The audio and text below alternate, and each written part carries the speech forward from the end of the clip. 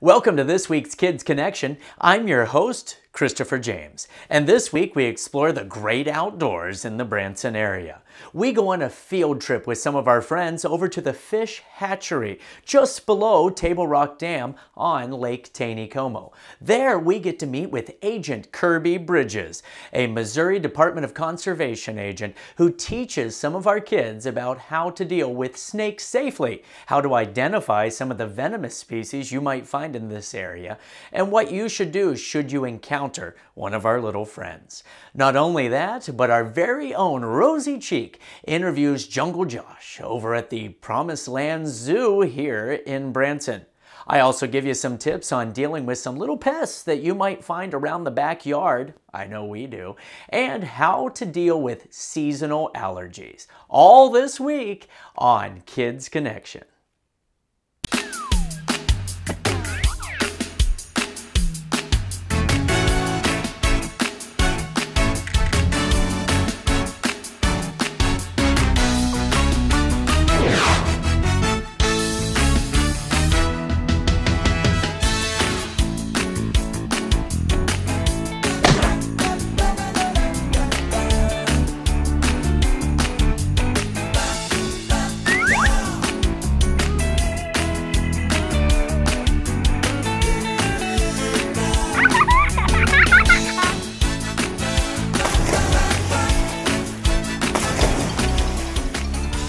This week, we took a field trip over to the fish hatchery, which you can find near Table Rock Dam, down on Lake Taneycomo.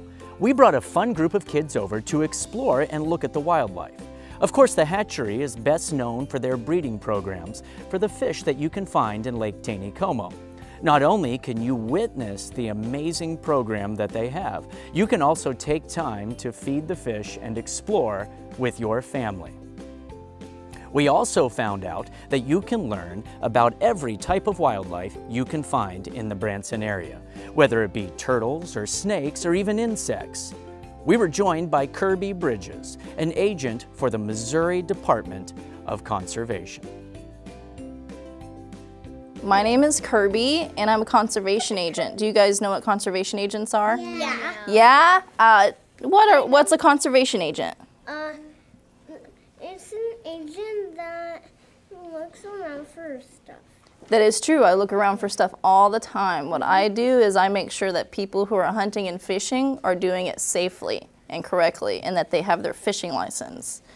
So you guys want to talk about snakes today? Yeah. Yeah, snakes are really cool, huh? Snakes. Okay, well I've got something really awesome to show you, and you got to be really quiet though, because she's really shy. How many of you guys have seen snakes in the wild before? You have? Have you seen them in your backyards? No. Yeah? No. What did your parents do when they saw a snake? Is that a venomous snake? Killed it. They killed it? Really Well, in Missouri, it's actually illegal to kill snakes unless you're frightened for your life or the life of your children, so I imagine that was okay. This snake is called an albino prairie king snake. Cool. Do you know? Yes, I'm going to let you guys touch in a second. A king. That should be a queen snake. What this snake is normally supposed to look like is this snake up here. She's supposed to be really brown, like this one. These snakes don't really survive in the wild because they don't have good camouflage. Do you guys know what camouflage is? Yeah. Yes. When snakes are born in the wild, they have really great camouflage, and that keeps them hidden. See, the copperhead, he looks like the leaves on the ground, doesn't he? Well, these guys are supposed to look like leaves on the ground too. And normally, albino snakes don't survive in the wild because hawks and bobcats and other things like to eat snakes. So she's protected here at the hatchery. We keep her here, and that's how she's survived for so long. That's good. Okay, see her tongue sticking out like that? Yeah, that's how she smells. Exactly, that is how snakes smell. They have little nostrils, and you can see, I'm going to show you guys. See their nostrils right there? See, she's smelling you guys. She's smelling you guys, seeing what's going on. Cool, huh? Yeah. We have over 40 species of snakes in Missouri. That's quite a bit, huh? And 5 of those species are venomous snakes. And venomous means that they have fangs in their mouth and that they can bite, and when they bite, they deliver venom, and it's a poison. And what they really use that for is their prey. So when they're chasing after mice or rabbits or something, they bite it really hard, and that venom goes into that mouse or rat and it dies. And that helps the snake eat it. Yeah. Oh, I know, gross. So gross. With one finger, I'm gonna let you guys touch the snake if you want to, okay? Yeah. But remember, you gotta be very, very quiet and very gentle. Snakes are carnivores. Snakes love to eat, they like to eat grasshoppers, they like to eat mice. What else do you think they like to eat? I don't know. They like to eat salamanders, they like to eat lizards. Other snakes. Frogs are a big favorite of snakes to eat. Snakes love to eat frogs. And there's something really special about this snake. Okay, she is a king snake, and we have a couple king snakes in Missouri. We have the speckled king snake, and that snake is black and white. And we have this lady, she's a prairie king snake. And their specialty is eating other snakes. Cannibals, they eat other snakes. But what they really love to eat are venomous snakes. So all the venomous snakes that are out in Missouri, these guys love to eat them because they're immune to their venom. It doesn't hurt them. That's cool, huh?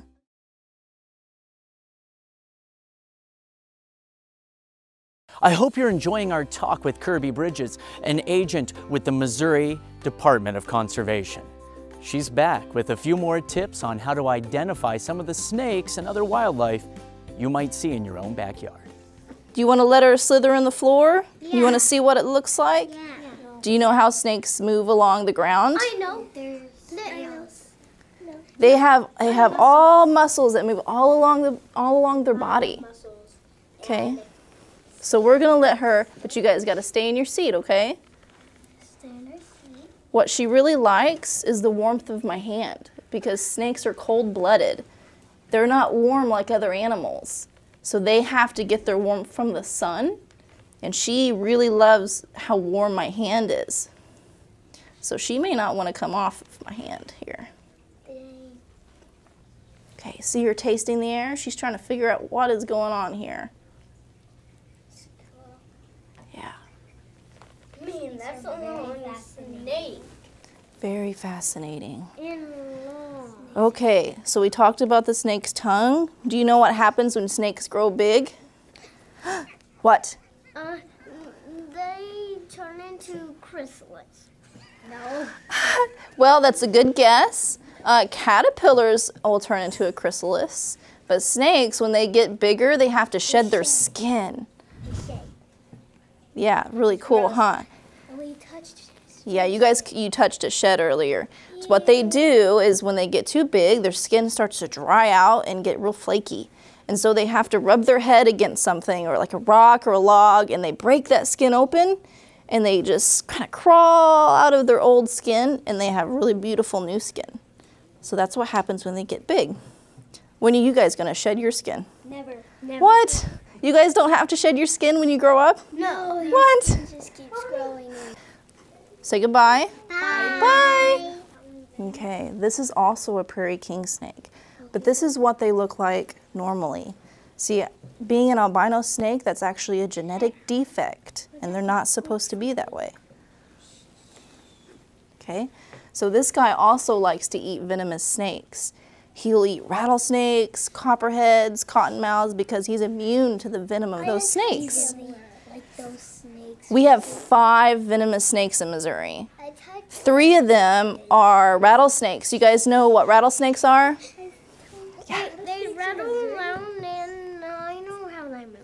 They rattle their tail. They've got rattles on their tail. So we got 5 venomous snakes, and 3 of them are rattlesnakes.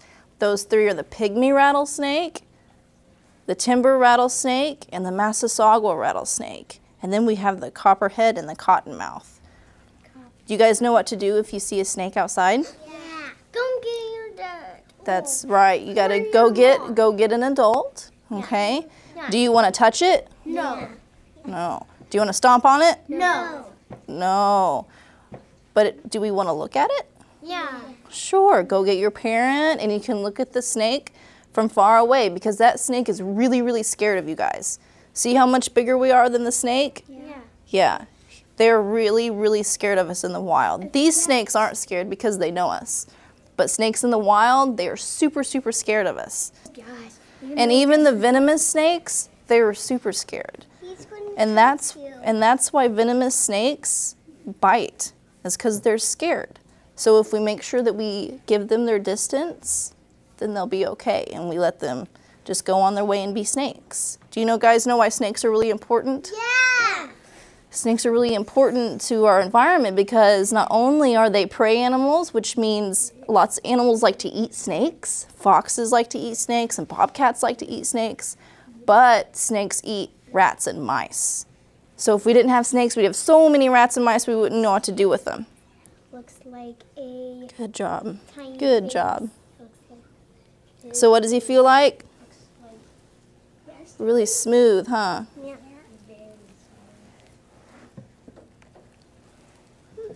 You're not so sure, huh? There you go, good job. But snakes have a very low metabolism, so they don't have to eat very much. Little tiny snakes may only have to eat for a week. Big snakes may only have to eat once a month.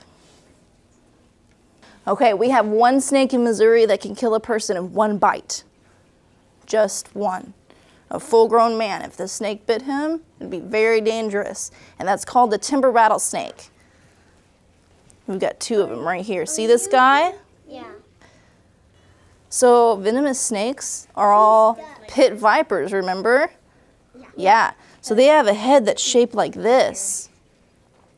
So if we see a snake with a head that is shaped like a diamond, Stay away. stay away. So we have also some non-venomous snakes that have heads shaped like that, but we got to be really careful about it. Another way you can tell is that our venomous snakes have really thin pupils. They go up and down like a cat's eye. Should we get close enough to a snake to look at their pupil? No, we probably shouldn't get close enough to a snake to look at their pupil.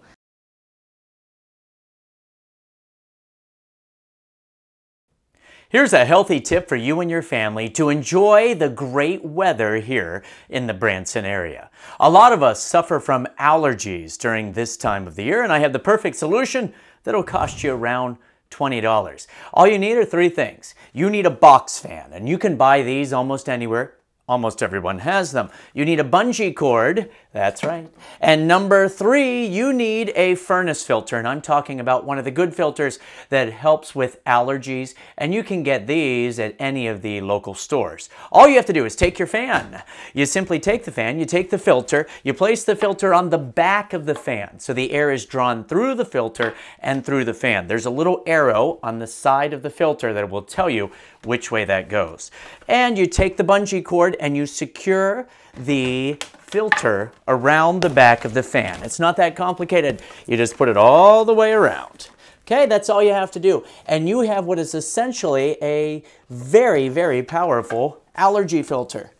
It works just like the ones that you would buy at the store and spend hundreds of dollars for, but this one costs you about $20. Now here's an important note. Always set the fan on a low setting. That's all you need. If you set it too high, it's just going to pull the dust right through, you see? You place that in any of the rooms in your house. Even when you're cleaning, it'll help you out. Place it in the room, place one or two of them throughout the house. We put them on timers so they run all day long and then shut off in the evening when we're home. But we place them on timers. You can put them in a room, and when you clean, when you dust, when you change the sheets, you'll see all of the dust, all of the pollen, everything that causes those allergies being sucked into the fan and disappearing.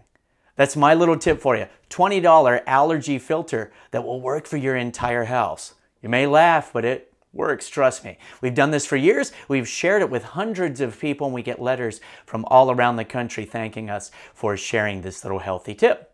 So please enjoy. Keep the kids healthy. This is Christopher James with another family and kids healthy tip. Copperheads are the most common venomous snake that we have in Missouri. So when you guys are outside playing this summer, playing around the rocks and stuff, always keep an eye out for copperheads because they have one of the best camouflages of all of our snakes. So what do we got to remember about snakes? Are all snakes bad or all snakes good? No. No. Are any of our snakes bad? Yes. Yes. Yes. Yes. Are they? Yes. Yes. Remember when I said all of our snakes are really important? Yeah. Never mind. All of our snakes, even the venomous ones, are really important. Okay, so they help control the rodent population, and even venomous snakes help in cancer research. So they can help humans in all sorts of different ways. So we really want to preserve our snakes and not kill them unless it's absolutely necessary. So no snake is bad, all snakes are good. But there are some snakes that we need to be extra careful around. And which snake likes to eat other snakes? The king snake. Yeah. That's why we call him the king snake, because he can eat all the other snakes. Thanks, guys. I appreciate it. You guys were super cool. Thanks for hanging out. High five. Ooh. Here's a little tip to help you and your family get rid of annoying little wasps that you find around your backyard. We've tried everything. We've tried the traps, we've tried sprays, we have tried every method you can think of, and we came across this one that seems to work for some strange reason. For years we've fought against wasps in our screened-in porches. And then someone suggested this at the beginning of last year, and it worked all year long. A brown paper bag. That's all you need. An old grocery bag. What you do is you take this and you hang it up outside. We open it up, we hang it up outside somewhere in the backyard near our porches or near an area where our family sits. And for some reason, this keeps wasps away. My theory is that the brown paper makes them think it's a bigger wasp nest and they don't want anything to do with it. Give it a shot. What do you have to lose? Just get a brown paper bag, hang it up in your backyard, and trust me, we've had zero problems with wasps in over a year after doing this. No chemicals, no poisons around the house. Give it a try.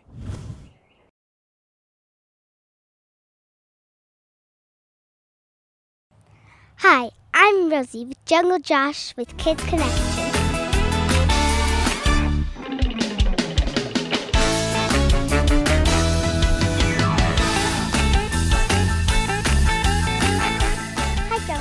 What's the best part about working at Promised Land Zoo? Well, the best part, of course, is always playing with the animals, but it's also great being able to see our guests' faces, and especially the little kids and stuff when they get to touch and learn and be this close to exotic animals. Yeah, it's good. What makes Promised Land Zoo different than other zoos? Well, we're different than a lot of zoos. You know, most zoos are state or city owned. We are a privately owned facility, so my father and mother-in-law started this, and then me and my wife run the Branson Zoo now, and then now my 12-year-old daughter even works here. That's so awesome. 3 generations living and working at the zoos, and another huge difference is the interaction. We may be a little smaller than some parks, but we get you a lot closer than most animals and let you touch most of our exotic animals. That's very true. Yeah. If you could trade places with one animal, what animal would you want to be? Oh, that would definitely be a sloth. I would be a sloth because they sleep about 20 hours a day, and they're the slowest mammal in the world. I love sleeping. Yeah, lots of naps. It would be great. Yeah, that's great. And I've known some scriptures in front of like the animals and stuff. Can you tell me more about them?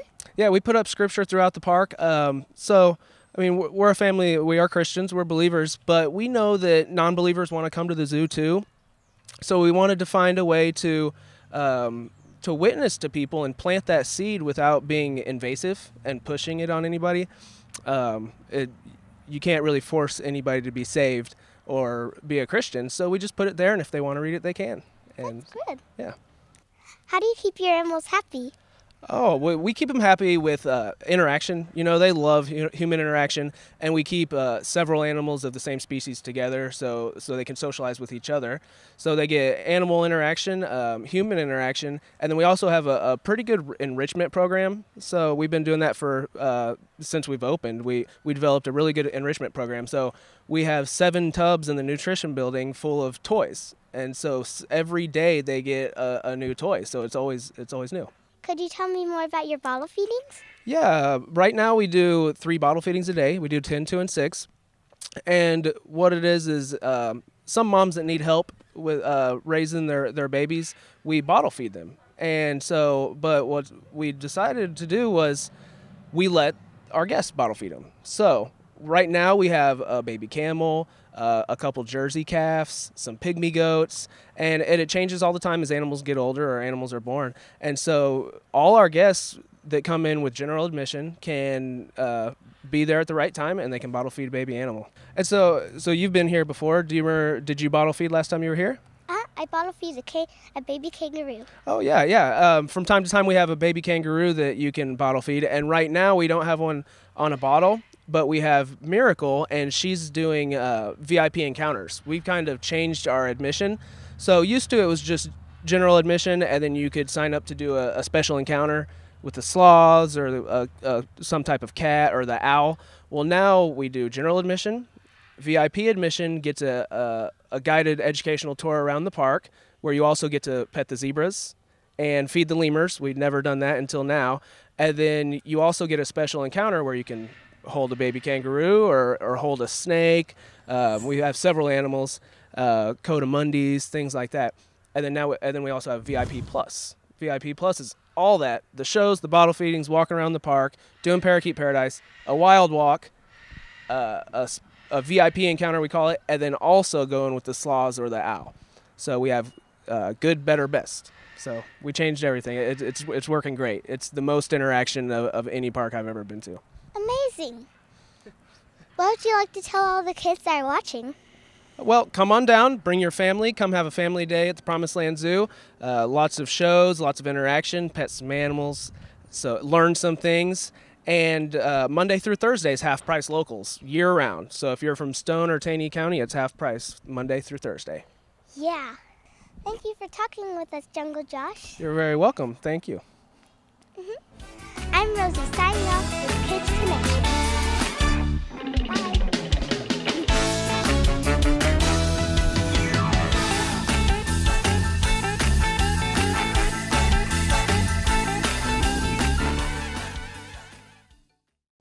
I hope you learned as much as I did about the snakes in the Branson area.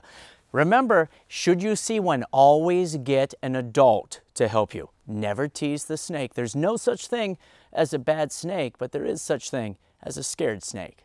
So join us again next time here on Kids Connection. A big thank you to Jungle Josh over at the Promised Land Zoo and all of our friends down at the Fish Hatchery here in Branson. We're going to put some links on the screen right now so that you and your family can get out, learn more about the wildlife we have in the area, and have a great afternoon exploring Branson. My name's Christopher James. Thanks for watching. See you next time.